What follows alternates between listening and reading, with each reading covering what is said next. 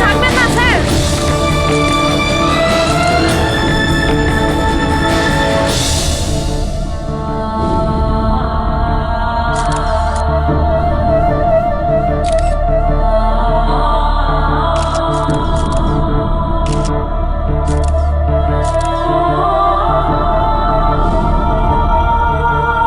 Sir আমাদের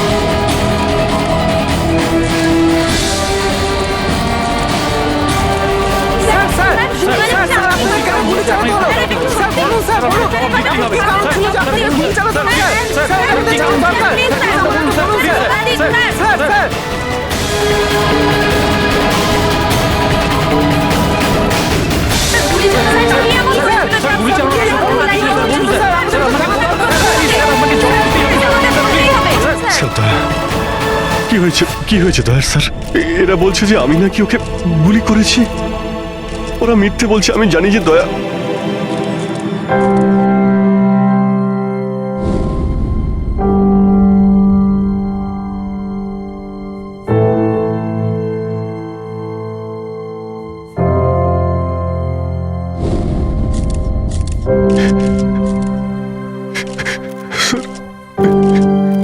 sir আমি জানি না স্যার আমি কখন।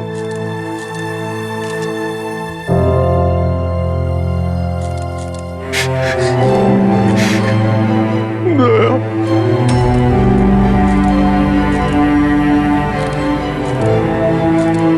না অভিজিৎ, তুমি ভেতরে যেতে পারবে না। তুমি দয়ার প্রাণ নিয়েছো, তোমাকে আমরা গ্রেপ্তার করছি।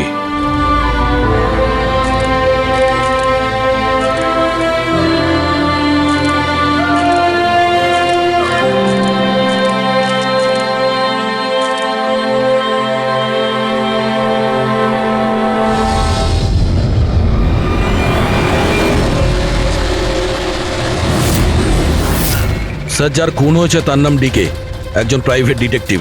ওর কাজের লোক লাশটা দেখেছে সকালে।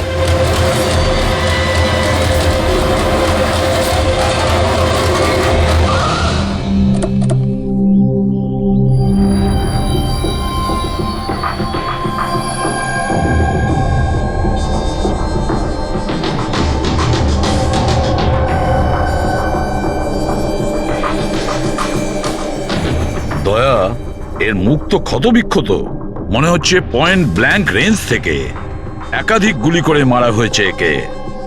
স্যার, এই রুমের জিনিসপত্র সব ঠিকঠাক জায়গায় আছে, কিছুই হয়নি। মনে তো হচ্ছে না এখানে কোনো হাতাহাতি হয়েছে।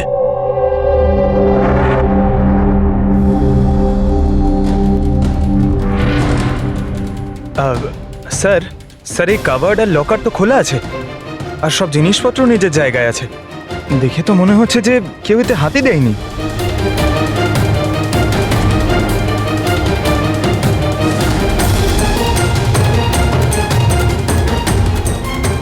স্যার টাকা আর গয়না যেকে সেই আছে, মনে হয় উনি যা চাইছিল সেটা পেয়ে গেছে।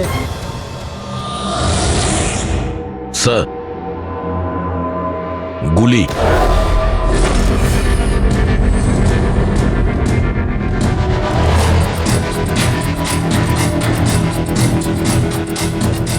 তিনটে গুলি চলেছে দয়া।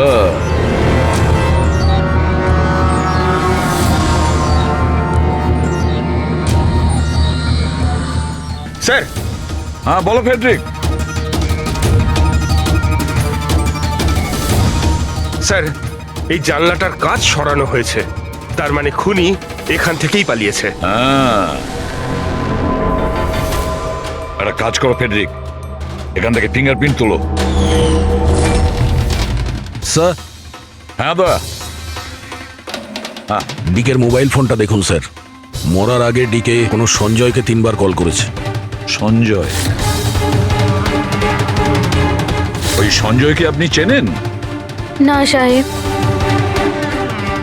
রাত 1টা থেকে 2:30-এর মধ্যে 3 বার। সঞ্জয়ের ডিটেল বের করো। স্যার, আর হ্যাঁ দয়া, অভিজিৎ তো এখনো এলো না। তুমি ওকে ফোন করে বলনি এখানে আসতে, ক্রাইম সিনে?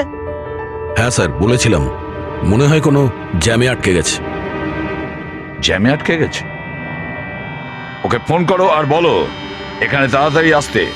স্যার, হ্যাঁ।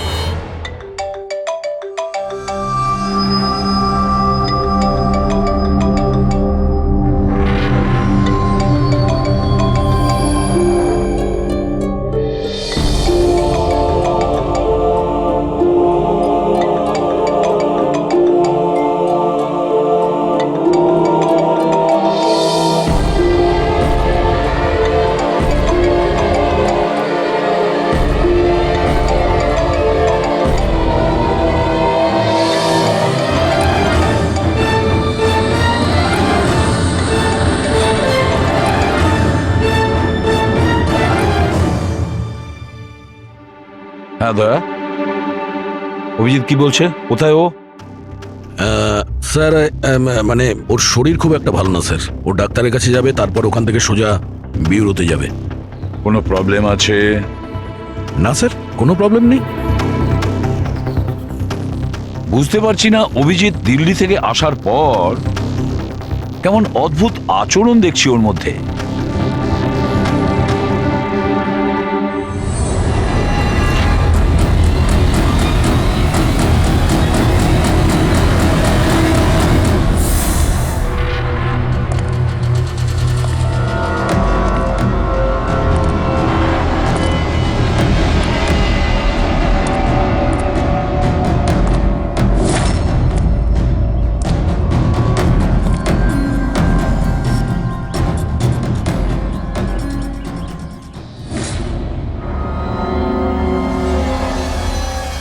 তোমার আমার সাহায্যের দরকার।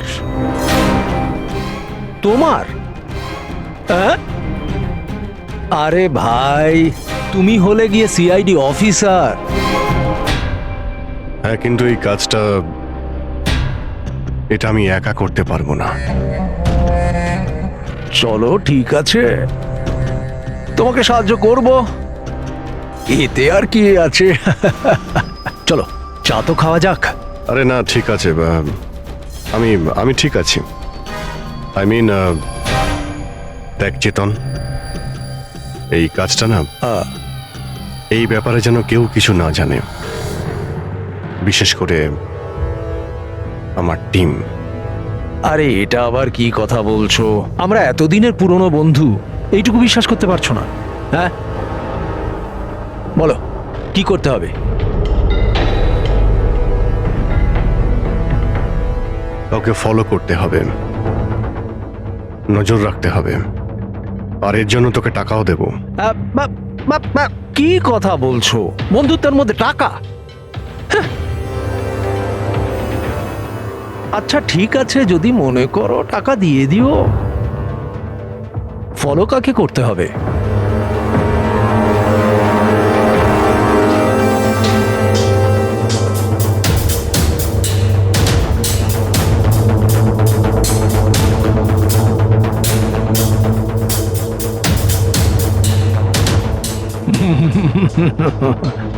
অভিজিৎ, মনে হচ্ছে তুমি ভুল করে ভুল ছবি দিয়ে দিয়েছো। ভুল ছবি আমি দিইনি, একেই তোকে ফলো করতে হবে। এ কোথায় যায়, কি করে, কার সঙ্গে দেখা করে, সবকিছু। রাত 10টা থেকে সকাল 6টা পর্যন্ত। আর প্লিজ কোনো প্রশ্ন করবি না, যা বলেছি তাই করবি, ব্যাস। ওকে ওকে।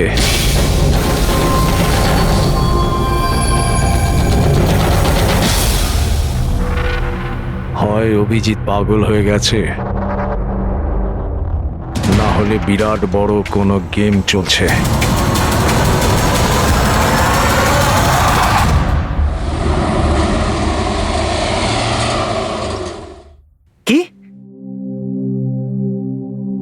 বলছেন? ও খুন হয়ে গেছে?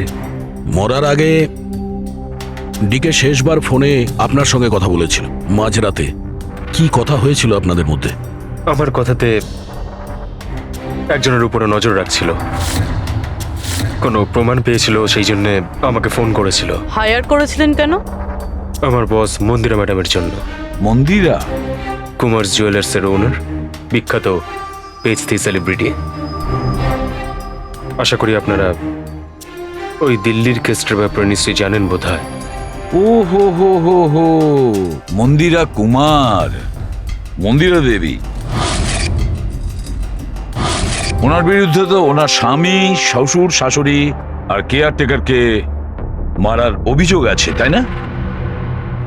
ঠিক বলেছেন। কিন্তু সঠিক প্রমাণ না থাকার কারণে কোর্ট মন্দিরা দেবীকে ছেড়ে দেয়। আর তার কিছুদিন বাদেই মন্দিরা দেবীর পার্সোনাল অ্যাসিস্ট্যান্ট ঈশানা আত্মহত্যা করে নেয়।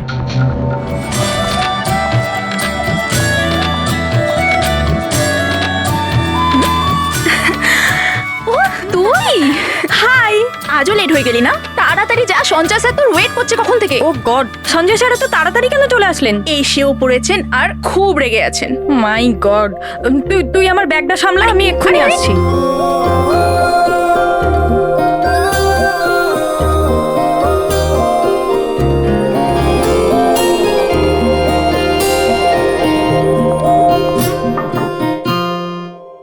May I come in, sir? Come in. Sorry, sir. Sorry. I'm so sorry, sir. কটা বাজে বলো তো তুমি? এটা কোনো অফিসে আসার টাইম হলো? স্যার ট্রাফিক খুব বেশি ছিল। কি ট্রাফিকের কথা বলছো তুমি? রোজ একই কথা বলে যাও তুমি। হ্যাঁ, এই অফিসের বাকি লোকজনও তো ওই ট্রাফিক পেরিয়ে আসে, তাই না? হ্যাঁ বলো কুমার। না 30শে ডিসেম্বরের আগে কিচ্ছু করা সম্ভব নয়। আরে তুমি তো এটা জানো যে 30শে ডিসেম্বরে মন্দিরা ম্যাডামের একটা ইভেন্ট রয়েছে মুম্বাইতে, তার আগে কিছুই করা সম্ভব নয়। হ্যাঁ হ্যাঁ,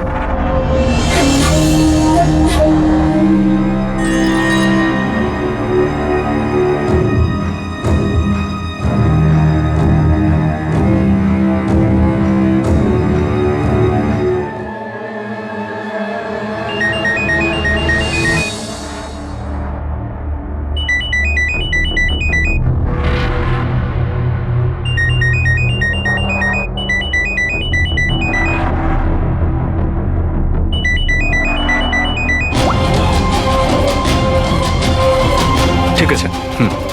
ওকে।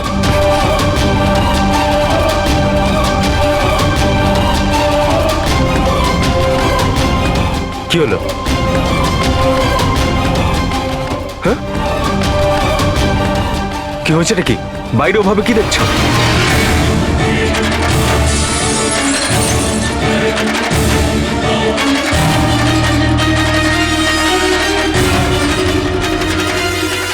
আমারই কেবিনের জানলা দিয়ে ঝাঁপ মেরে আত্মহত্যা করেছিল। আত্মহত্যা কেন করেছিল সেটা কেউ জানে না। আচ্ছা, মন্দিরা দেবী ডিকে কে কার ওপর কড়া নজর রাখতে বলেছিলেন? ওনার প্রাণ সংশয় রয়েছে। ডিকে সেটাই খোঁজ করার চেষ্টা করছিল। প্রাণের ভয় কার থেকে? আসলে কোর্ট থেকে ছাড়া পাওয়ার পরে কেউ ম্যাডামকে হুমকি দিচ্ছিল। আচ্ছা, শুধু ওই হুমকিটা ফোনেই কি? হ্যাঁ, ফোনের মধ্যেই অচেনা নাম্বার থেকে আর টাইপ করা চিঠি পাঠিয়ে। আসলে ম্যাডাম পুলিশের চক্করে দ্বিতীয়বার পড়তে চাননি, সেই জন্য ডিকে কে হায়ার করেছিলেন উনি। তো কিছু জানতে পেরেছে ডিকে? ওর হাতে কিছু প্রমাণ তো এসেছিল, কিন্তু ও সেটা পেন ড্রাইভে সেভ করে রেখেছিল। ওই পেন ড্রাইভটাও আমাকে দিতে চেয়েছিল, সেই জন্যই দিল্লি থেকে মুম্বাই এসেছিলাম আমি। কিন্তু ডিকের বাড়িতে ওর লকারটা খোলা ছিল। আচ্ছা, ওই লকার থেকে পেন ড্রাইভটা চুরি হয়ে যায়নি তো? হতে পারে দয়া। ওর বাড়িতে আমরা একটা ল্যাপটপও পেয়েছি স্যার, হয়তো ওর থেকে কিছু জানা যাবে। মন্দিরাটা কি করে করতে পারলো? পুরো অ্যাকাউন্টটাই বন্ধ করে দিল। নিজেকে কি মনে করেন উনি? সবকিছু কি ওনার ইচ্ছা মতো হবে নাকি? এনারা কারা? সিআইডি। আমরা ওই মানে সঞ্জীবের সঙ্গে দেখা করতে এসেছি। আপনারা দুজন কে? স্যার, ইনি কায়রা, মিস্টার কুমার, মন্দিরা ম্যাডামের মেয়ে। ও স্যার আর ইনি ম্যাডামের রিলেটিভ মিস্টার সুবীর। আমরা মন্দিরা ম্যাডাম আর ওর ফ্যামিলির সঙ্গে কবে দেখা করতে পারবো? কারণ ওদের প্রাণ রক্ষা করার দায়িত্ব এখন আমাদের ওপর। ইনফ্যাক্ট মন্দিরা ম্যাডাম, কায়রার কাকাতো দাদা শেখর আর ওনার স্ত্রী সবাই আজ রাতেই আসছেন। 30শে ডিসেম্বর কুমার্স জুয়েলার্সের একটা বড় চ্যারিটি ইভেন্ট রয়েছে, তাতে পার্টিসিপেট করার জন্য। তাহলে ঠিক আছে, কালকে সকালেই দেখা হবে।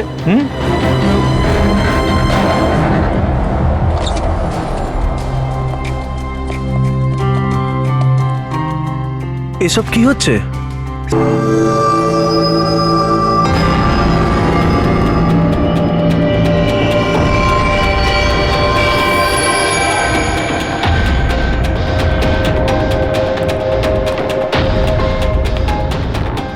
Good morning sir. Good morning.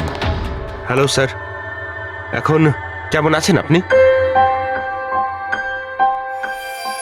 Murder investigation sir, private detective BK sir, বাড়িতেই মারা গেছে স্যার। এটা পুরো কেস ফাইল স্যার।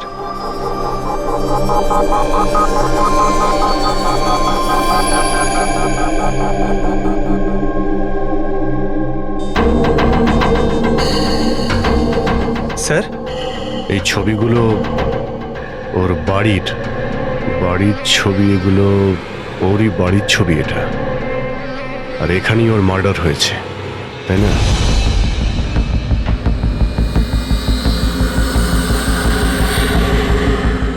হ্যাঁ, এখানেই ওর মার্ডার হয়েছে। পঙ্কজ, ঘুরিয়ে কেন জিজ্ঞেস করছেন? আমরা এইমাত্র তো সেটাই বললাম। সেটাই তো স্যার, মনে হচ্ছে ওনার শরীর এখনো ঠিক হয়নি, কোনো গন্ডগোল মনে হচ্ছে স্যার।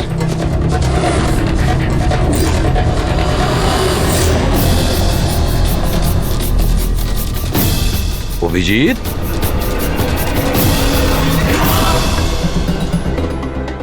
Good morning sir. কি হয়েছে তোমার? হ্যাঁ, কোন জগতে ছিলে?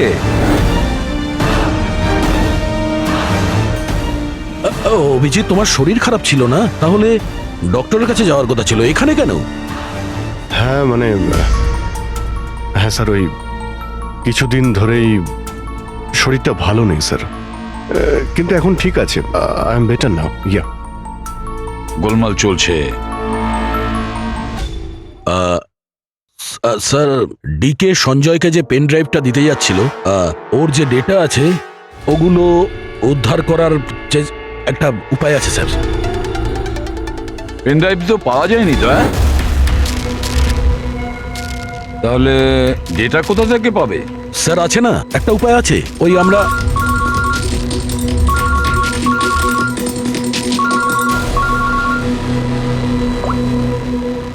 হ্যাঁ, বলো সলোকে। হ্যাঁ,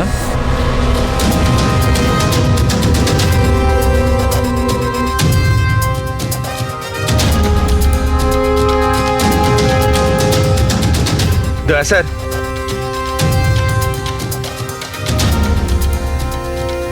স্যার, অভিজিৎ স্যারের শরীর এখনো ঠিক মনে হচ্ছে না। কেন? স্যার, ওনাকে কেসের ব্যাপারে বোঝাচ্ছিলাম, কিন্তু উনি আমাদের কথা শুনছিলেনই না, খুব বেখেয়ালি ছিলেন স্যার। ফ্রেডি স্যার, মন্দিরের ব্যাপারে সব ডিটেলস বের করতে হবে। নিউজ পেপারে, টিভিতে যাই এসেছে সব।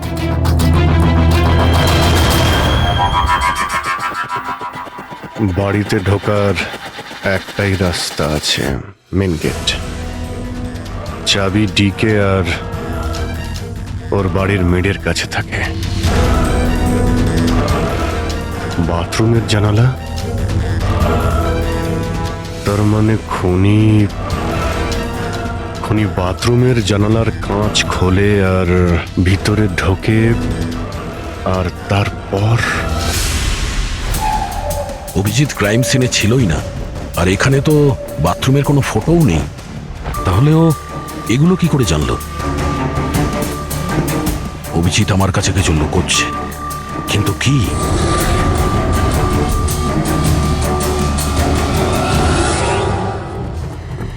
ডিকের কম্পিউটার থেকে যে ডেটাগুলো ডিলিট হয়েছে সেটা ওর অনলাইন অ্যাকাউন্ট থেকে বের করা যেতে পারে।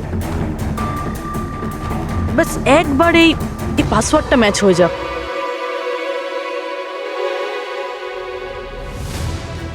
কিছুদিন ধরেই শরীরটা ভালো নেই স্যার, কিন্তু এখন ঠিক আছে, আই এম বেটার না। স্যার ওনাকে কেসের ব্যাপারে বোঝাচ্ছিলাম, কিন্তু উনি আমাদের কথা শুনছিলেনই না, খুব বেখেয়ালি ছিলেন স্যার।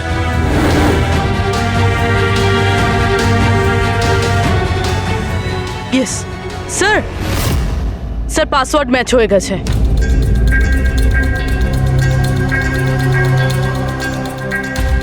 স্যার এটা তো ভিডিও রয়েছে, চেক করি। স্যার এটা তো ডিকের কম্পাউন্ডের ভিতরের ফুটেজ, এর মানে ওখানে সিসিটিভি ক্যামেরা আছে। আছে না, ছিল। আমাদের পৌঁছানোর আগেই কেউ বার করে নিয়েছে। কিন্তু বের কে করেছে? অন্য ভিডিওটা দেখো।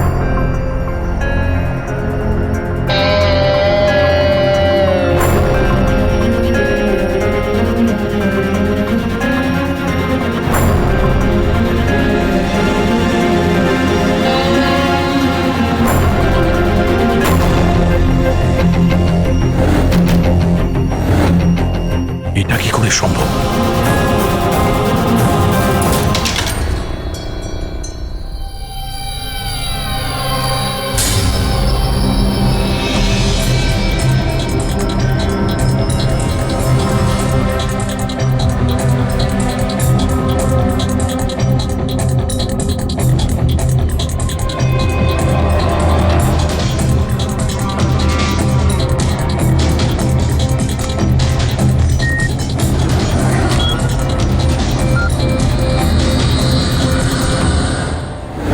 ডক্টর সালুকে আপনি খুব ভালো করে ক্রস চেক করেছেন তো? মানে বন্দুক তো আমাদের কাছে নেই, তাই বলছিলাম কোথাও কোনো ভুল? না দয়া, কোনো ভুল নেই। আমি একবার নয় 10 বার ক্রস চেক করেছি। মানছি যে বন্দুকটা আমাদের কাছে নেই, কিন্তু বন্দুকের রেকর্ড তো আমাদের কাছে আছে। সেই গুলিটা যা দিয়ে ডিকেকে মারা হয়েছে, সেই গুলিটা ওর বন্দুক থেকেই চলেছিল। গুলির প্যাটার্ন, গুলির উপর লেগে থাকা চিহ্ন, সবকিছু এইটাই প্রমাণ করছে যে সেটা অভিজিতেরই বন্দুক। স্যার স্যার গুলি অভিজিতের বন্দুক থেকে চলেছে, কিন্তু তার মানে তো এটা নয় যে অভিজিৎ গুলিটা চালিয়েছে। এক্স্যাক্টলি স্যার, সেই কারণে আমি এই কথা এসিপি স্যারকে বলিনি, শুধুমাত্র আপনাদের সঙ্গে কথা বলেছি, যাতে আমি এই মামলা সুরাহা করতে পারি। কি তুমি এই কথাটা এসিপি কে জানাওনি? কি বলবো স্যার, কি বলবো ওনাকে? যেখানে আমার বিশ্বাস হচ্ছে না, তাহলে ওনাকে কি বলবো? তুমি যদি এই কথাটা বিশ্বাসই না করবে, তাহলে ফোন করে আমাকে কেন জিজ্ঞাসা করেছিলে? যে বন্দুক থেকে ডিকে কে মারা হয়েছে সেই বন্দুকটা অভিজিতের না? কি এমন ছিল যার জন্য তুমি অভিজিৎকে সন্দেহ করেছিলে? কি ছিল ওটা? এই কারণে ডক্টর, যখন আমরা একটু পিছিয়ে দাও।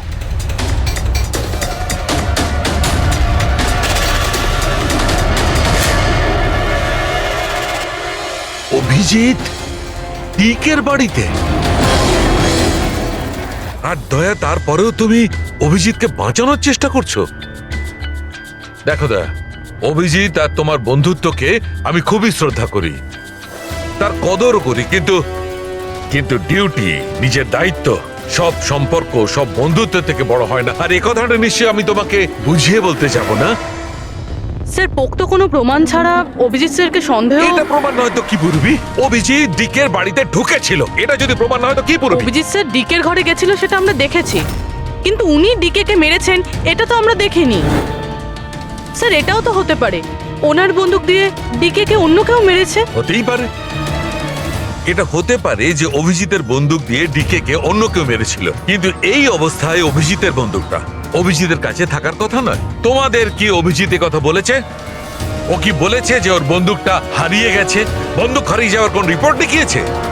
ও সব সময় তোমাদের সঙ্গে ছিল, কিন্তু ও কি বলেছে যে অদ্ভুত পোশাক পরে ডিকের ঘরে কেন ঢুকেছিল, আর তাও বাথরুমের কাঁচ ভেঙে? বলো বলো। স্যার আপনার এই সমস্ত প্রশ্নের উত্তর আমি অভিজিৎকে জিজ্ঞাসা করব, কিন্তু ততক্ষণের জন্য এসিপি স্যারকে আপনি কিচ্ছু বলবেন না। দেখো তোমরা এই ব্যাপারটা সামলে নাও, কিন্তু ব্যাপারটা আমার ভালো লাগছে না। Please doctor, please.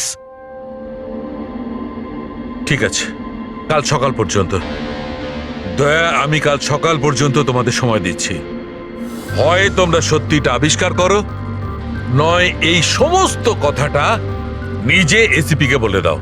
তুমি যদি এসিপি কে কথা না জানাও, তাহলে আমি নিজে প্রদ্যুমনকে এই সমস্ত ব্যাপারটা বলবো।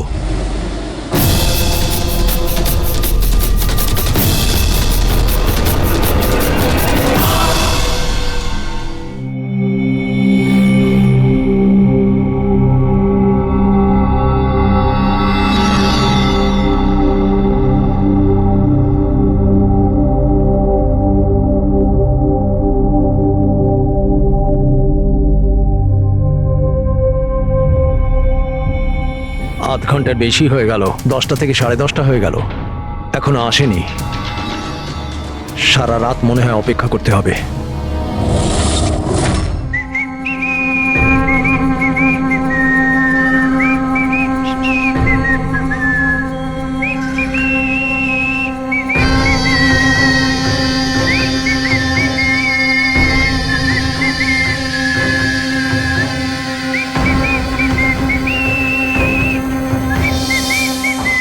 ভুল ছবি আমি দিইনি, একেই তোকে ফলো করতে হবে। এ কোথায় যায়, কি করে, কার সঙ্গে দেখা করে, সবকিছু রাত 10টা থেকে সকাল 6টা পর্যন্ত। এটা অভিজিৎ? ওর কি হলো? এরকম সেজেছে কেন?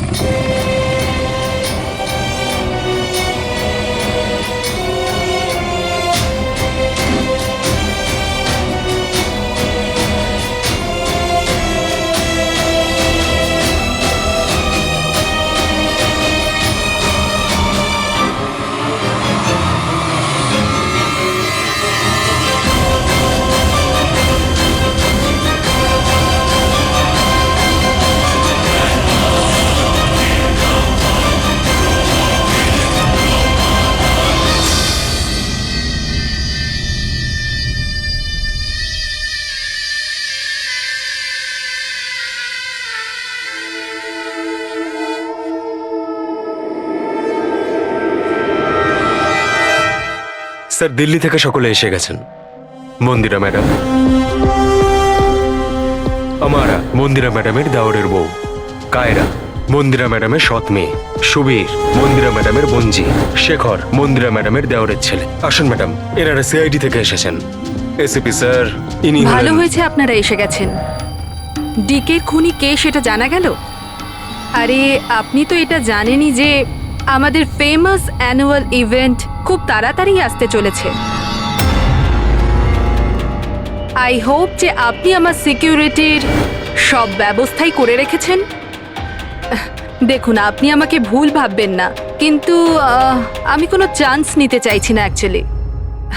এই ইভেন্টটা আমার কাছে খুব বেশি ইম্পর্ট্যান্ট, কিন্তু আমার প্রাণের থেকে বেশি নয়। আপনি কি মনে করেন আপনি আমাকে সিকিউর রাখতে সক্ষম হবেন? আর ডিকে কেসটায় কিরকম কি প্রোগ্রেস হলো? আসল খুনির ব্যাপারে কিছু জানা গেল? ওসব আপনার জানার দরকার নেই মন্দিরা দেবী। মেইন হলো আপনার নিরাপত্তা, সেটা দায়িত্ব আমাদের। কি চমৎকার বৌদি, আপনার ভয় লাগছে মন্দিরা দেবীর, যাকে আইনও কিছু করতে পারলো না। মানতে হবে তাকে যে আপনাকে ভয় পাইয়ে দিয়েছে। মনে হয় ও জানে না ইনার ব্যাপারে, যে ইনি কি কি করতে পারেন। আপনিও কি মনে করেন আমি আমার স্বামী আর বাকি সবাইকে মেরে ফেলেছি? দেখুন, আপনার বিরুদ্ধে যে অভিযোগই থাকুক না কেন, সেটাতে আমাদের কিছু যায় আসে না। কোর্ট আপনাকে রায় দিয়েছে, আর আমরা কোর্টের রায়কে যথেষ্ট সম্মান করি। আপনি শুধু এটা বলুন, আপনি কাকে সন্দেহ করেন? কে এমন আছে যে আপনাকে মারতে চায়? সন্দেহ? হ্যাঁ, সন্দেহ। না না না, আমি কাউকেই সন্দেহ করছি না, বরং আমার এটা পুরো বিশ্বাস যে আমি মারা যাওয়ার পরে এরা সবাই খুব খুশি হবে। আর আমাকে মেরে ফেলার ষড়যন্ত্রেও এদের মধ্যেই কারো হাত আছে। And I am very sure যে ঈশানার আত্মহত্যাতেও এদের মধ্যেই একজনের হাত আছে। এবার আপনিই বলুন, এত ভালো প্রিয় আত্মীয় পরিজনরা থাকতে আমার শত্রুর কি দরকার? মম প্লিজ, তুমি আবার এই নিজের ইমোশনাল ড্রামাটা শুরু করো না। এখানে কোনো ক্রিমিনাল নেই যে তোমাকে মারতে চায়। রাইট। নিজেকে নির্দোষ ভাবা আর অন্যকে দোষী মনে করাটা, এটা তো বৌদির পুরনো অভ্যেস। আই সোয়ার, আমি তো এই গল্পটাকে বিশ্বাসই করি না। কে মারতে চায় তোমায়? আর কারা হুমকি দিচ্ছে? কোথায় আছে সে হুমকি দেওয়া লেটারগুলো? হ্যাঁ মন্দিরা দেবী, সেটা কোথায়? ওটা আমার মনে নেই, আমি ফেলে দিয়েছি। সি, আই নিউ যে তুমি এটাই বলবে। So convenient. ব্যাস, অনেক হয়েছে। আপনারা একে অপরকে দোষারোপ করা বন্ধ করুন। তবে একটা কথা খুব ভালো করে মনে রাখবেন, আমরা সবাইকে সন্দেহ করি। তাই সবাইকে বলছি, তার মানে হলো আপনাদের সবাইকে সন্দেহ করি, আপনাদের সবাইকে। আর একটা কথা, আমাদের পারমিশন ছাড়া আপনারা এই শহর ছেড়ে যেতে পারবেন না। কেউ শহর ছেড়ে যাবেন না। আর যদি দরকার পড়ে আমরা দ্বিতীয়বার তাকে ডেকে নেব। Thank you very much. Thank you.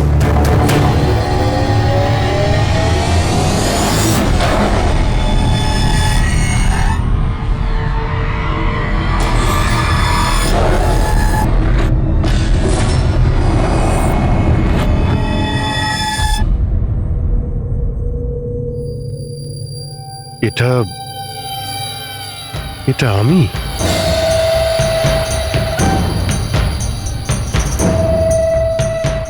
এই পোশাক পরে ঘুরছিলাম? এই পোশাক তো রোজ আমার ওয়াশিং মেশিনে ধোয়া হয়।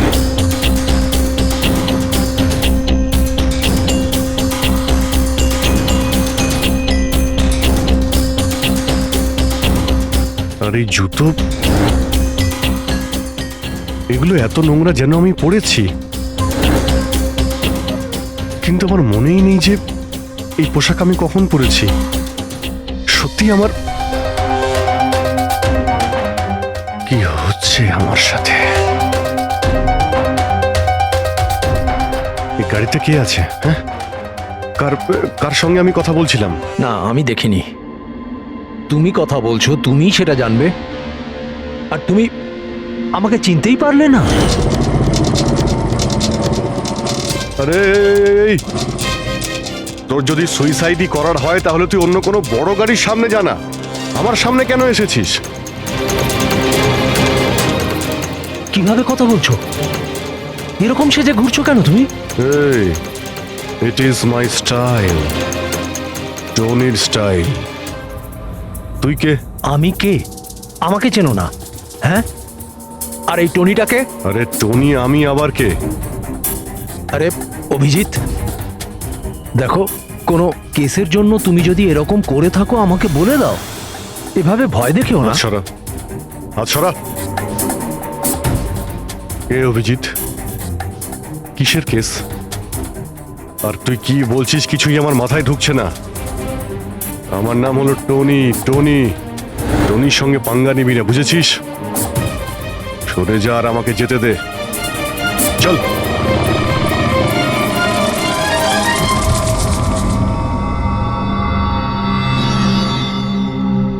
এই অভিজিৎ নিজেকে টনি কেন বলছে?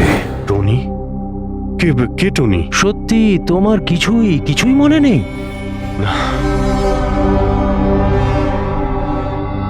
আমার কিছুই মনে নেই, সত্যি বলছি আমি। তার মানে তুমি গাড়িতে ওদের সাথে কথা বলছিলে, তারপরে তুমি গেস্ট হাউসের ভেতরে গেলে। Guest house? হ্যাঁ, তার কিছুক্ষণ পরে তুমি বাইরে এলে। আমি গেস্ট হাউসের ভিতরে গেলাম? ভিতরে গিয়ে আমি কি করলাম? হ্যাঁ, তুই দেখেছিস কিছু করেছিলাম আমি? আমি কি করে দেখবো, আমি তো বাইরে ছিলাম না। সব কি হচ্ছে? আমাকে ওখানে যেতে হবে। কোথায়? Guest house?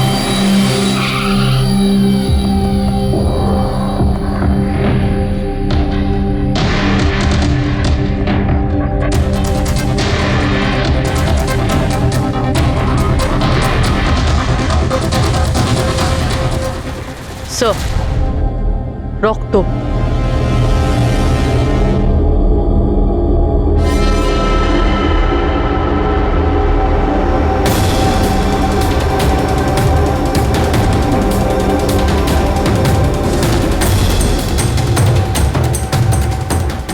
অভিজিৎ,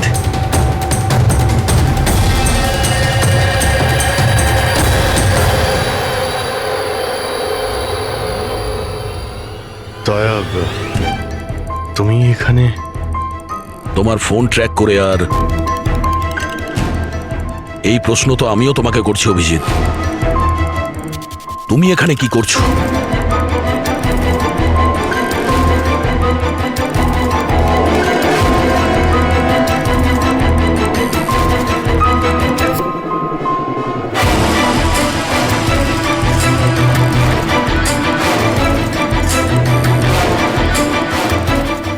না, এটা আমি আমি আমি বলছি দয়া, এখানে এখানে কি হয়েছিল?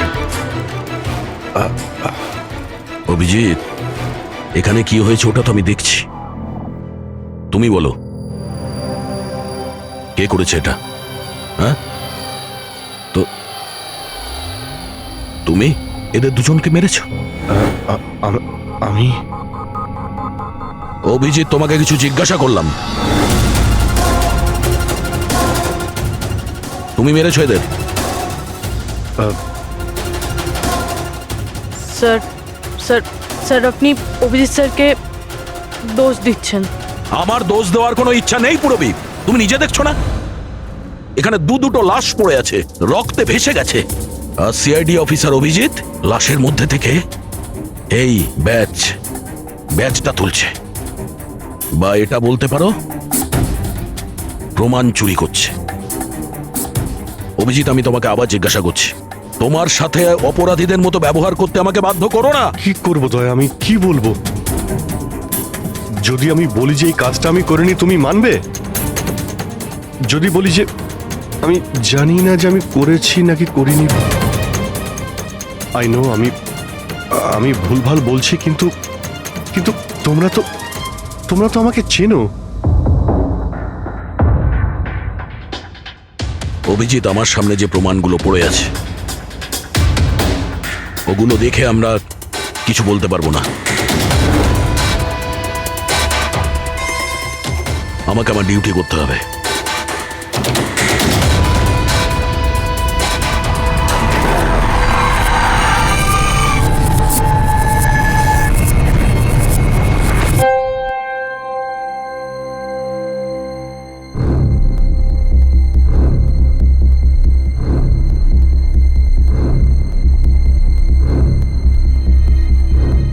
অভিজিৎ, এতক্ষণ ধরে একের পর এক জিজ্ঞেস করে যাচ্ছি তোমাকে, কিন্তু কোনো উত্তর দিচ্ছ না তুমি।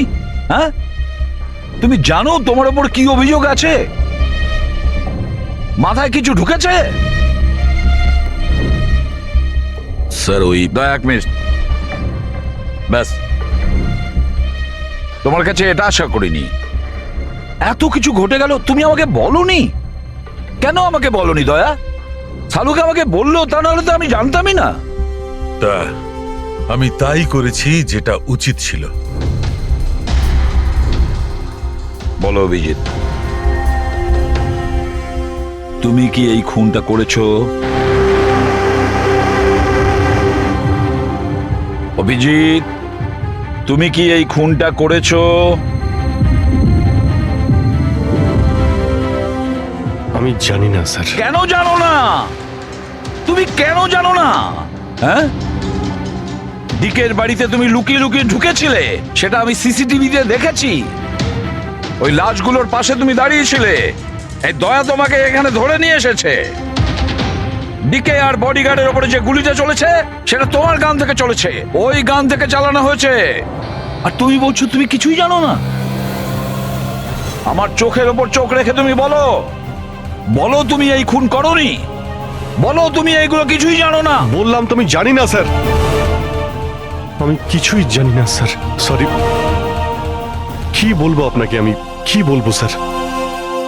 যখন আমি বুঝতেই পারছি না যে আমি ডিকের বাড়িতে কেন গিয়েছিলাম, কি করে সমস্ত খুন আমার বন্দুক থেকে হচ্ছে আমি জানি না স্যার। স্যার আমি তো ডিকিকে চিনি না, ওর বডিগার্ডদেরও আমি চিনি না, আমি মন্দিরাকেও চিনি না, আমি তো স্যার নিজেকেও চিনি না। আমি কোথায় যাই, কি করি, কার সঙ্গে দেখা করি, আমি কিছুই জানি না। গত কয়েকদিন ধরে আমার সঙ্গে এইরকমই হচ্ছে স্যার, কিন্তু আমি কিছুই বুঝতে পারছি না। সারাদিন সব ঠিকই থাকে, রাতে বাড়িতে যাই, খেয়ে দিয়ে ঘুমিয়ে পড়ি, আর যখনই সকালে উঠি তখন অদ্ভুত জামা কাপড় পরা দেখি, অদ্ভুত জুতো দেখি যেগুলো আমার নয়। জানি না কি করে আমার বাড়িতে চলে আসে।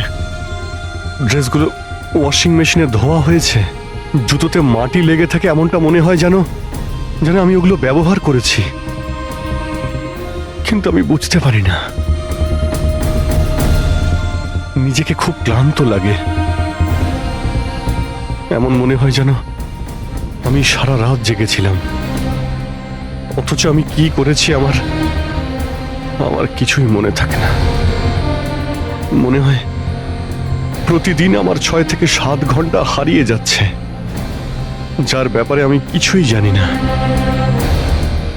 আপনি বলছেন আমি ডিকের বাড়িতে গিয়েছিলাম, হতে পারে, কিন্তু আমি জানি না। আমি ডিকে আর ওর বডিগার্ডদের মেরেছি কিনা আমি জানি না। আমি মন্দিরাকে মারার চেষ্টা করেছি সেটাও আমি জানি না। আমি কি করেছি, কেন করেছি, আমি কি করতে চলেছি, আমি কিছুই জানি না স্যার, আমি কিছুই জানি না।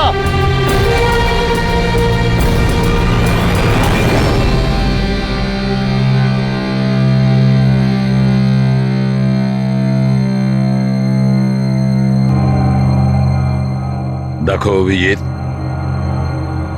এই মুহূর্তে তুমি নিজের জন্যে আর অন্যদের জন্যেও বিপজ্জনক। আমি তোমাকে একা ছাড়বো না, আমি তোমাকে নজরবন্দি রাখবো, আর দয়া তোমার ওপর নজর রাখবে।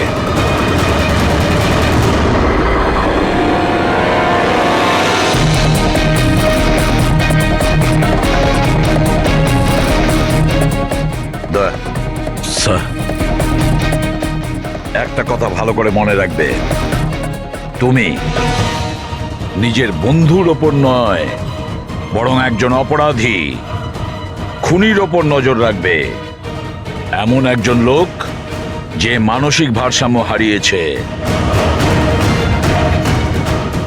আজ থেকে এই কেসের তদন্ত আমি নিজে করব, আর তুমি অভিজিৎকে আটকাবে কোনো অপরাধ করা থেকে, আর তার জন্য যদি অভিজিতের ওপর গুলিও চালাতে হয় তাও তুমি চালাবে। Is that clear? Yes sir.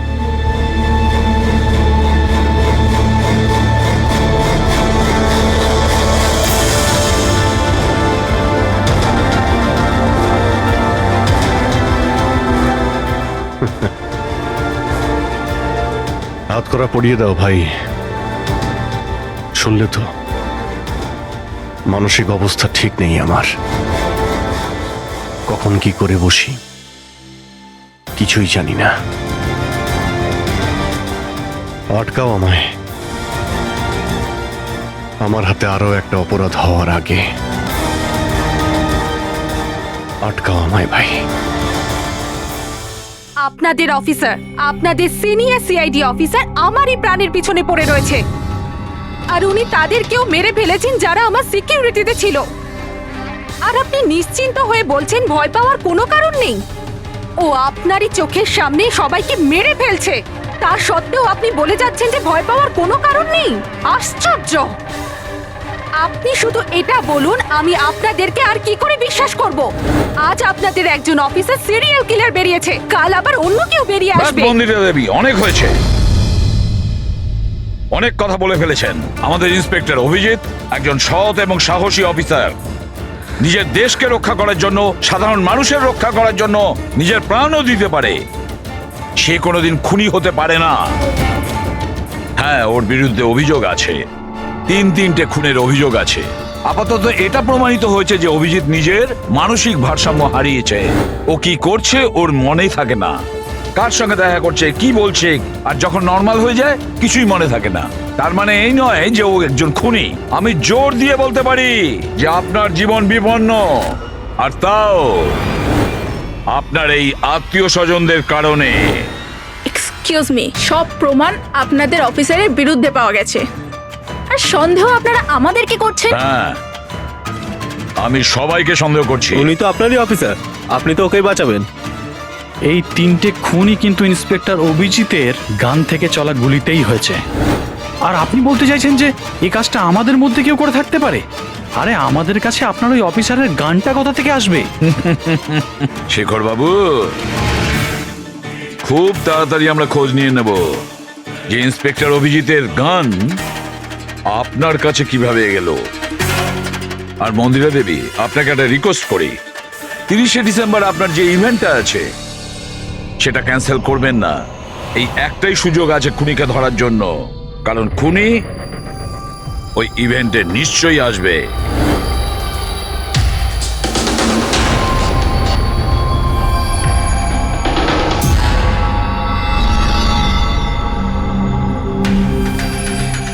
Sir sir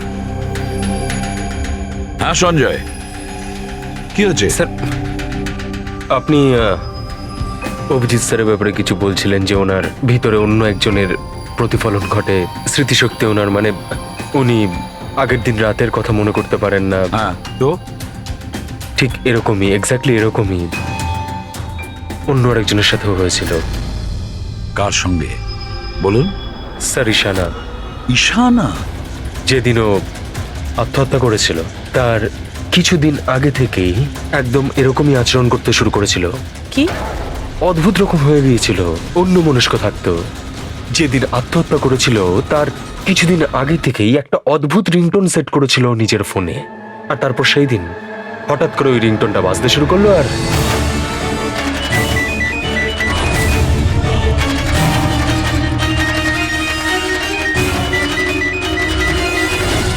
sir, ওকে দেখে মনে হচ্ছিল ও যেন নিজের মধ্যেই নেই।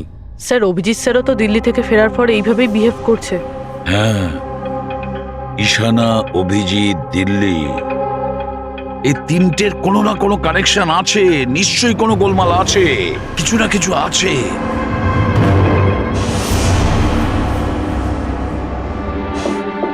কফি।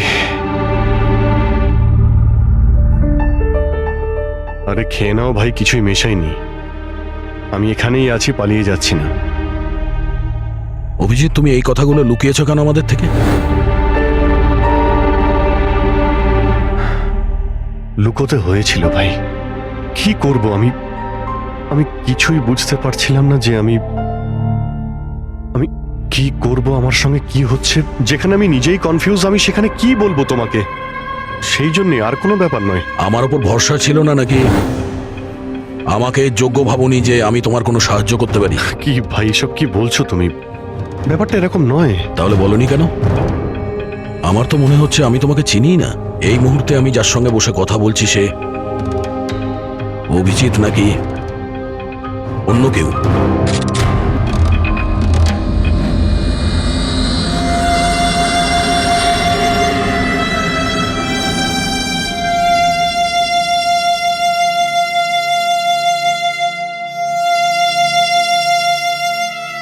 আমি তোমার কোনো ক্ষতি করব না।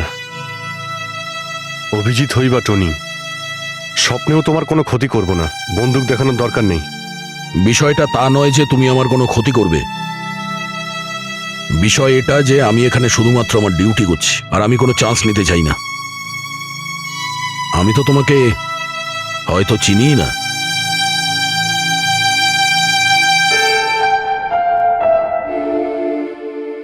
ঠিক আছে, তুমি যখন বুঝতেই পারছো না আর কি বলবো।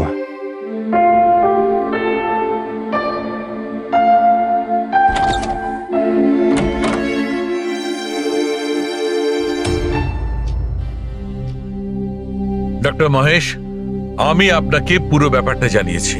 এবার আপনি বলুন আপনার কি মনে হচ্ছে। দেখুন,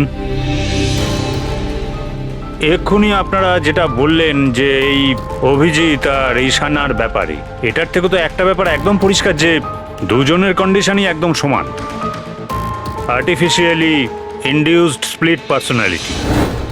এটাকে যদি সোজা ভাষায় আপনাদের বোঝাই তাহলে এই কন্ডিশনে পেশেন্টের মস্তিষ্কে তার এই নিজের ব্যক্তিত্ব ছাড়াও অন্য আরও একটা ব্যক্তিত্ব প্ল্যান্ট করা হয়, যেটা কোনো বিশেষ কারো আদেশ বা নির্দেশ অনুযায়ী চলাচল করে। আর এটাকে এমনভাবে সেট করা হয় যাতে ওই ব্যক্তিত্ব বিশেষ ধার্য করা সময়ে বিশেষ ধরনের ট্রিগার পেলে ওই ব্যক্তিত্বকে সম্পূর্ণ প্রভাবিত করে। আর যতক্ষণ এই প্রভাব চলতে থাকে সে পুরনো ব্যক্তিত্বের বিষয়ে না তো কিছু জানতে পারে আর না তার সেই পুরনো ব্যক্তিত্ব সম্বন্ধে কিছু স্মরণে থাকে। এটা হলো মানুষের মস্তিষ্ক। এই মস্তিষ্কের দুটো ভাগ রয়েছে। সচেতন মস্তিষ্ক মানে কনসাস স্টেট অফ মাইন্ড, যার মধ্যে আমরা এখন আছি। অচেতন মস্তিষ্ক মানে semi conscious state of mind, মানে যখন আমরা ঘুমিয়ে থাকি তখন সক্রিয় হয়।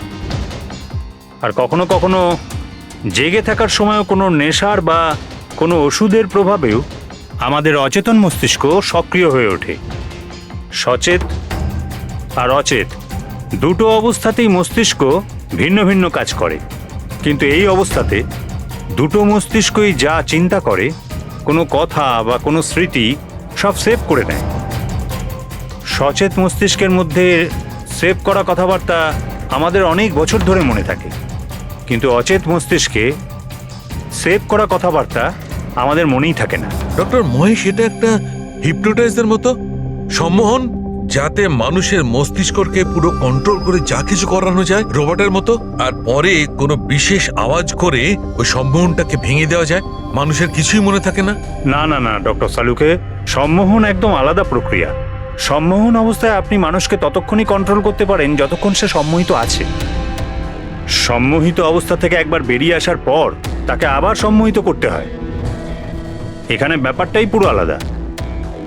এখানে মানুষের মস্তিষ্কে একটা ঘটনা যা আদৌ ঘটেইনি, একটা ব্যক্তি যার কোনো অস্তিত্বই নেই, তাকে ওই মানুষের মস্তিষ্কের ভিতরেই প্ল্যান্ট করা হয়। তার মস্তিষ্কে এই কথাটাই ফিট করা হয়। আচ্ছা, তার মানে এত কিছু অভিজিতের সঙ্গেও ঘটেছে। কোনোভাবে অভিজিৎ ওই ট্রিগারগুলো পেয়ে যায়, যার কারণে টনি জেগে যায়। Exactly sir. রাতে অভিজিৎ ঘুমিয়ে পড়ার পর নিশ্চয়ই কোনো না কোনো আওয়াজ শুনতে পায়, যেটা ওই টনির জন্য একটা ট্রিগারও হতে পারে। হয়তো ওই আওয়াজটা শুনেই টনি জেগে যায়, কিন্তু অভিজিৎ সেখানেই ঘুমিয়ে থাকে। টনি জেগে যায় যে টনি আসলে খুনি, একজন বদমাশ, একজন অপরাধী। আর অভিজিৎ যাদেরকে চেনে ও তাদের কাউকেই চেনে না। যদি এটাই হয়তো অভিজিতের ভেতরে টনিকে কোনোভাবে কমেন্ট দেওয়া হয়েছে মন্দিরাকে মেরে ফেলার জন্য, তাহলে 30শে ডিসেম্বর ইভেন্টে টনি এর পরিণাম দেখতে চায়। মন্দিরাকে মেরে ফেলার চেষ্টা করবে 2 দিন পরেই।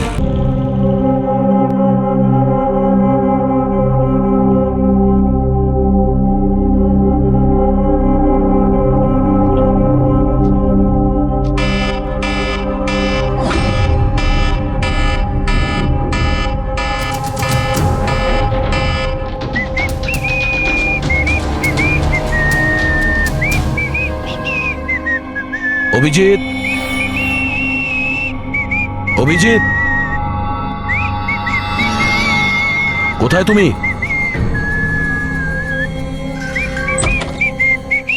অভিজিৎ, অভিজিৎ, ওই শুনতে পাচ্ছ না?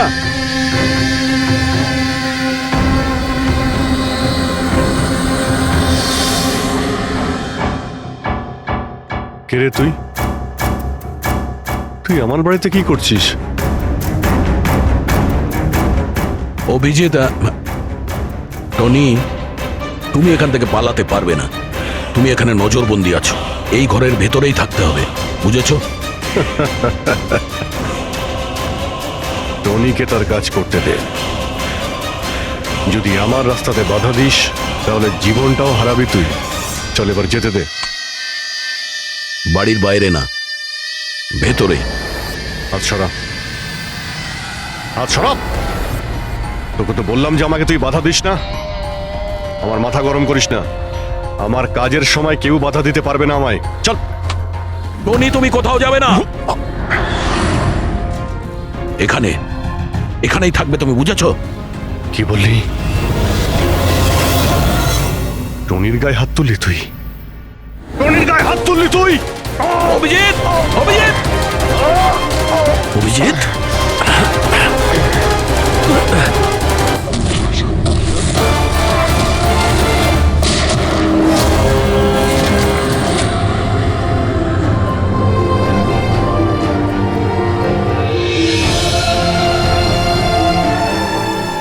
স্যার দয়া, কি হয়েছে? কি হয়েছে দয়ার স্যার? এরা বলছে যে আমি নাকি ওকে। না অভিজিৎ, তুমি ভেতরে যেতে পারবে না। তুমি দয়ার প্রাণ নিয়েছো, তোমাকে আমরা গ্রেপ্তার করছি।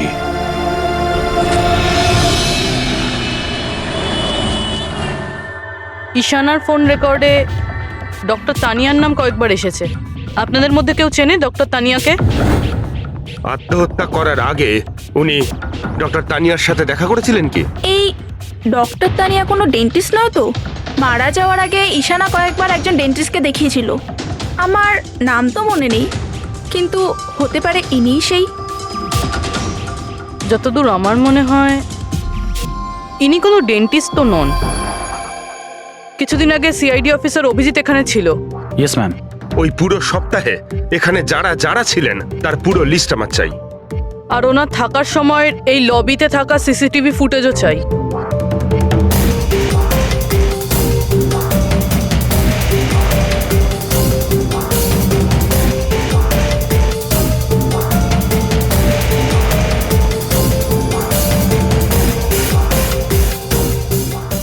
এক মিনিট পজ করুন। এই মহিলাকে যার সাথে অভিজিৎ স্যার কথা বলছে? পুরবি, এই লিস্টটাতে ডক্টর তানিয়ার নাম আছে। উনি এখানেই ছিলেন যতদিন অভিজিৎ স্যার এখানে ছিলেন। মনে হচ্ছে ওই মহিলাই। কি নাম এই মহিলার? ম্যাম, ডক্টর তানিয়া সপ্তাহখানি ধরে এখানেই ছিলেন। স্যার, এই তানিয়ার সাথে দেখা করতেই হবে। স্যার, তানিয়া মুম্বাইয়ের প্যারাডাইস হোটেলে রয়েছে। টিকিট পাবো না আমি মানেটা কি? লুক, আমাকে এক্ষুনি ইন্ডিয়া থেকে বাইরে যেতে হবে। Do you understand? Yes. Doctor Tania? হ্যাঁ, আপনি কে? ঈশানার বন্ধু, সিআইডি অফিসার পুরবী।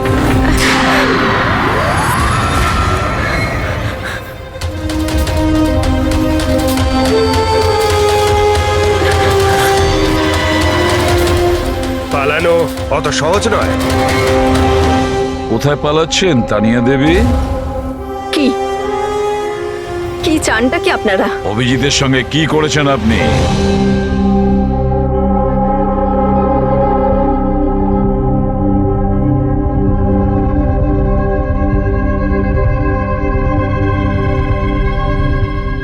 ঈশানার অভিজিতের ব্রেনের ওপর আমি এক্সপেরিমেন্ট করেছি। ঈশানাকে আত্মহত্যা করার জন্য আর অভিজিৎকে একটা মার্ডার করানোর জন্য আমি প্রোগ্রাম করেছিলাম। কিভাবে কিভাবে সেই প্রোগ্রামটা করেছেন? আর্টিফিশিয়ালি ইলিউশন স্প্লিট পার্সোনালিটির সাহায্যে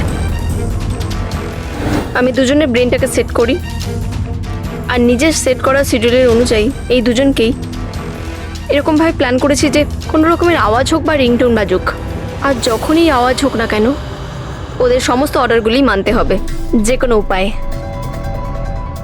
ওই ফোন নাম্বারটা যেখান থেকে ওনার কাছে ফোন আসে, কার নাম্বার সেটা? ওটা একটা পিসিও নাম্বার।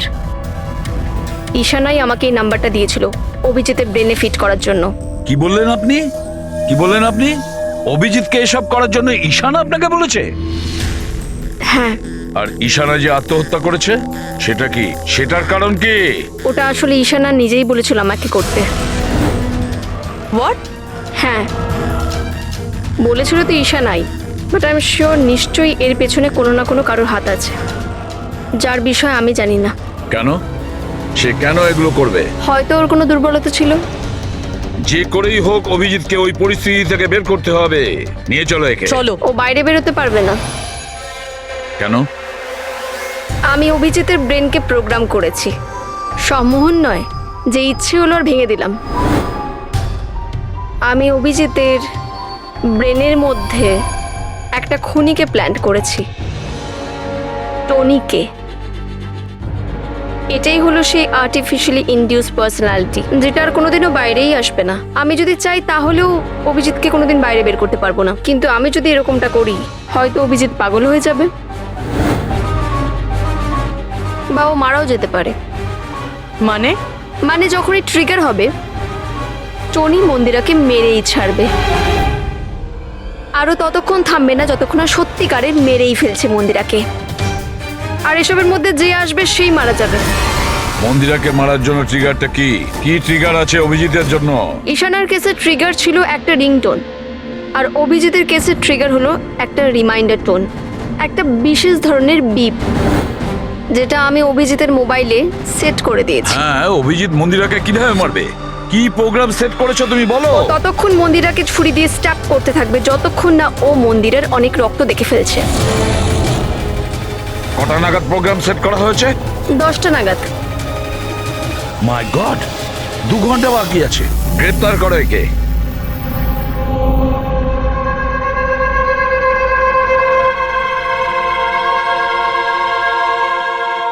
জীবনে কখনো ভাবিনি স্যার যে আপনার ওপর অপরাধীর মতো নজর রাখতে হবে।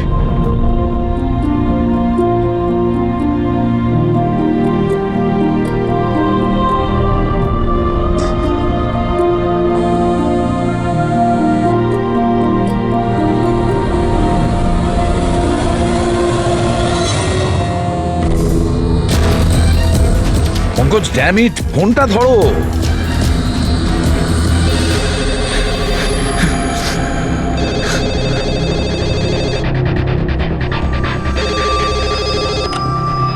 হ্যালো পঙ্কজ, কোথায় ছিলে তুমি? মোবাইলটা ধরোনি কেন? সরি স্যার, আমার ফোন সাইলেন্টে ছিল। স্যার আমি এখানেই আছি অভিজিৎ স্যারের কাছে। শোনো আমার কথা, এক্ষুনি তুমি অভিজিতের ফোনটা সুইচ অফ করো। কি স্যার, ফোন সুইচ অফ করবো? ওর ফোন সুইচ অফ করো যেভাবে আমি বলছি, এখনই, এই মুহূর্তে। অভিজিৎ স্যারের ফোন স্যার? পঙ্কজ, প্রশ্ন করো না, যা বলছি তাই করো। অভিজিতের ফোন বন্ধ করো। দেখো, হাতে আমাদের সময় নেই। অভিজিৎ যে কোনো সময় খুনি হয়ে যেতে পারে। যাও তাড়াতাড়ি। না না,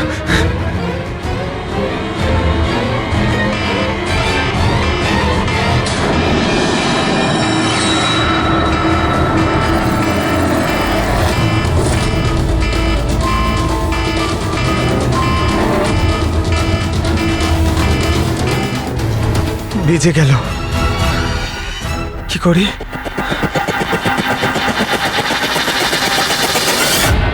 অভিজিৎ স্যার, অভিজিৎ স্যার কোথায় গেলেন? Abhijit sir, Abhijit sir,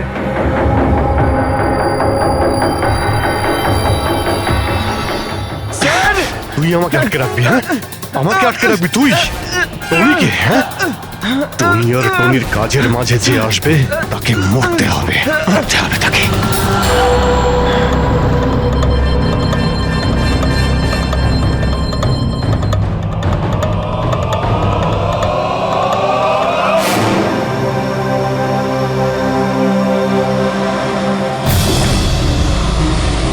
sir এখানেই চ্যারিটি ইভেন্টটা হবে।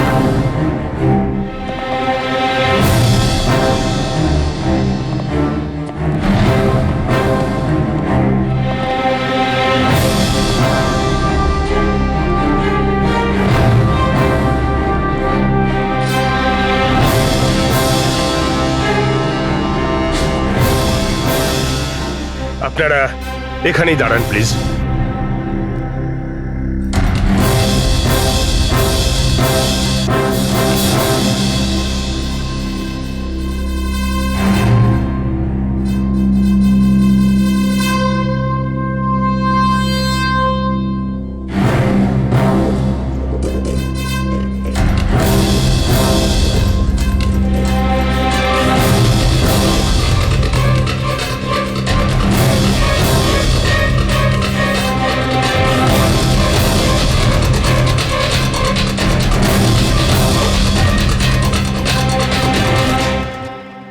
হ্যালো লেডিস অ্যান্ড জেন্টলম্যান, প্রত্যেক বছরের মতো এই বছরের সন্ধ্যাটাও খুবই গুরুত্বপূর্ণ।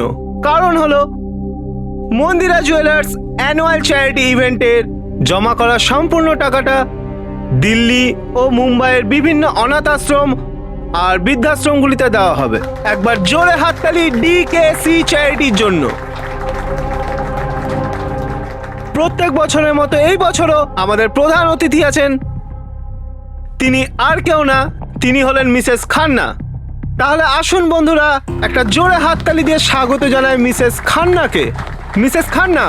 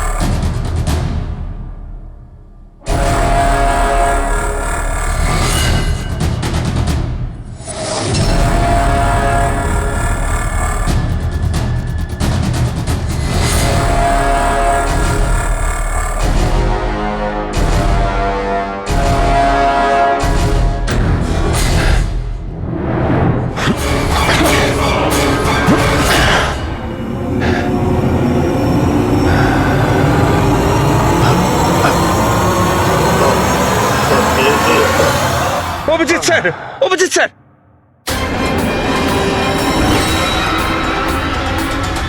স্যার, স্যার,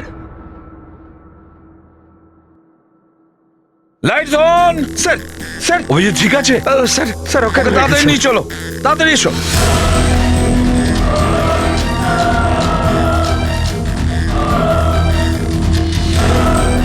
দরজা খুলুন।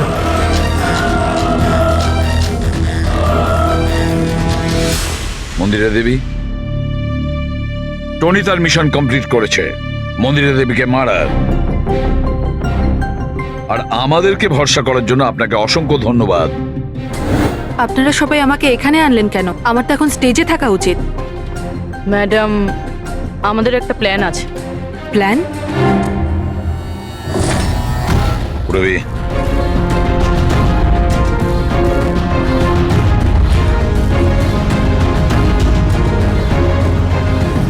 Lights off. মন্দিরা দেবী,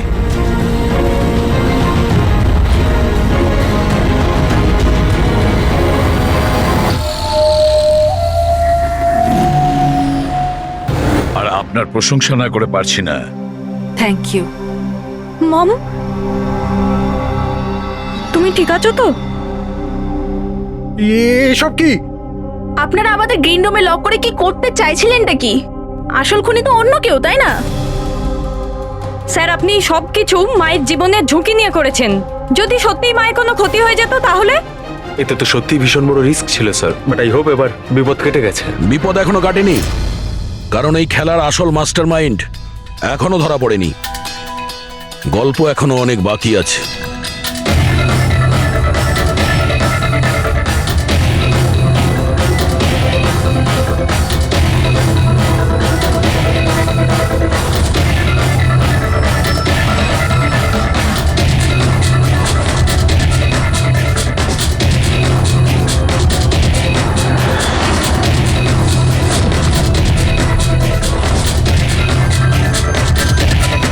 কি হলো? আমাকে দেখে ভালো লাগলো না? কখনো কখনো খুনি পর্যন্ত পৌঁছানোর জন্য আমাদের অ্যাক্টিং করতে হয়। তার মানে ওনার মৃত্যুর খবরটা নাটক ছিল? আমার মৃত্যুতে খুনি খুব খুশি হয়েছিল যে ও জিতে গেছে, আর ওই সুযোগটাই আমরা কাজে লাগিয়েছি। আমরা মন্দিরা দেবীকে বাঁচানোর চেষ্টা করছিলাম, আর দয়া মাস্টার মাইন্ডের পিছনে লেগেছিল। কিন্তু আসল মাস্টার মাইন্ডটা কে?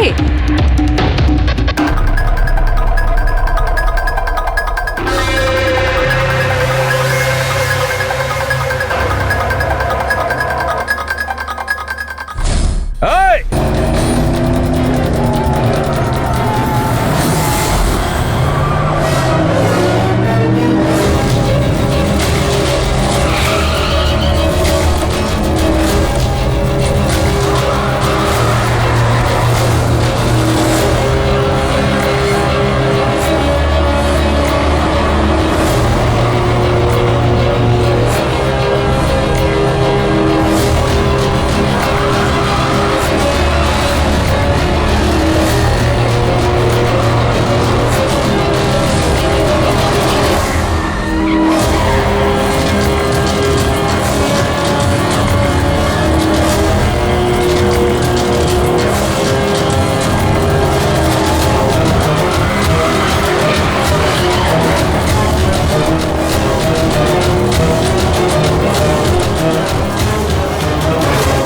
অপরাধের রাস্তা সবসময় সংকীর্ণ হয়ে থাকে।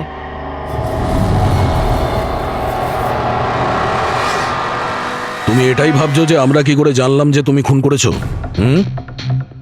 আমরা তো এটা জানতাম যে এই মাস্টারমাইন্ড মন্দিরা দেবীর নিজেরই কোনো লোক।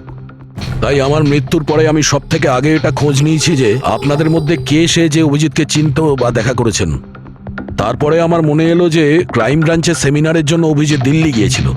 ওই সেমিনারে আসা লোকেদের লিস্ট যখন আমি দেখলাম তখন জানলাম যে কায়রাও গিয়েছিল। ক্রিমিনাল সাইকোলজির স্টুডেন্ট কায়রা। আর তানিয়াকে জিজ্ঞাসাবাদ করার পরে আমরা জানতে পারলাম যে ঈশানাই এই সমস্ত কাজ করতে বলেছে।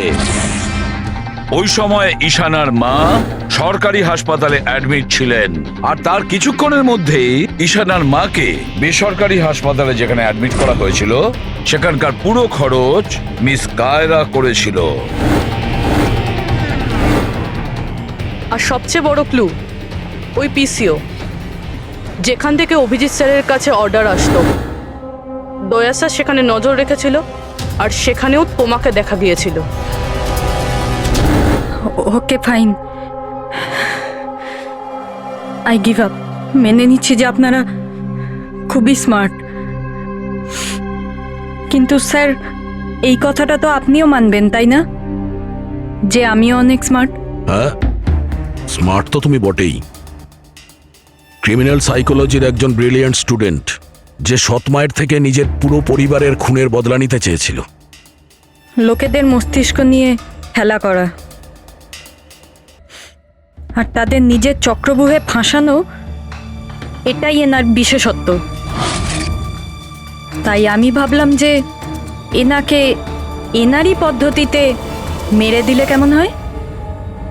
সেই কারণেই আমি ঈশানার সাথে দেখা করি, আর তারপর ডক্টর তানিয়ার সাহায্য নিই। She was mad, she wanted to do an experiment. তারপর আমি ঈশানাকে অনেক বুঝিয়েছি। অনেক বোঝানোর পরে শি ওয়াজ রেডি। ওই এক্সপেরিমেন্ট নিজের উপর করায়, কিন্তু somehow I was never convinced. আমি সবসময় কনফিউজ ছিলাম যে ওই এক্সপেরিমেন্টটা করতে পারবে না। আর ঠিক ওই সময় আমার সাথে দিল্লিতে অভিজিতের দেখা হয়, আর ওনার সাথে দেখা হওয়ার পর আমি ভাবলাম যে এত সৎ আর ভালো অফিসার থাকা সত্ত্বেও এই এক্সপেরিমেন্ট অন্য কেউ কেন করবে। তারপর আমি আর ডক্টর তানিয়া অভিজিৎকে ব্যবহার করি।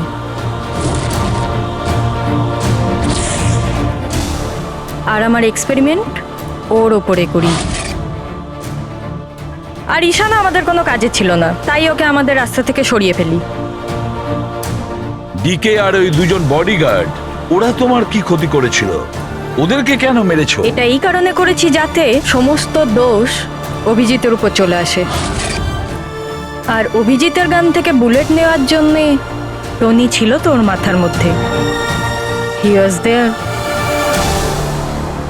তুমি এতটা নিচে নামতে পারো কায়রা, আমি কখনো ভাবতেও পারিনি। এবার জানতে পেরে গেছো তো? তুমি আমার মা বাবার সাথে, আমার ফ্যামিলির সাথে যেটা করেছো না, তোমার বেঁচে থাকার কোনো অধিকার নেই।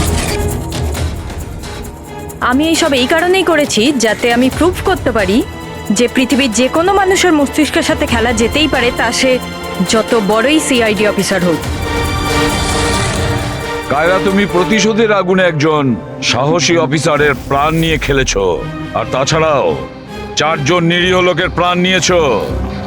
ডিকে, ঈশানা আর মন্দিরা দেবীর 2 জন বডিগার্ডকে। ভীষণ অন্যায় করেছো তুমি। আইন তোমাকে কোনোদিন ক্ষমা করবে না। তোমার তো ফাঁসি হবে, ফাঁসি। স্যার, আপনি প্লিজ এসব মনে করবেন না। একটা বাজে স্বপ্ন ভেবে ভুলে যান। বাজে? ভয়ানক।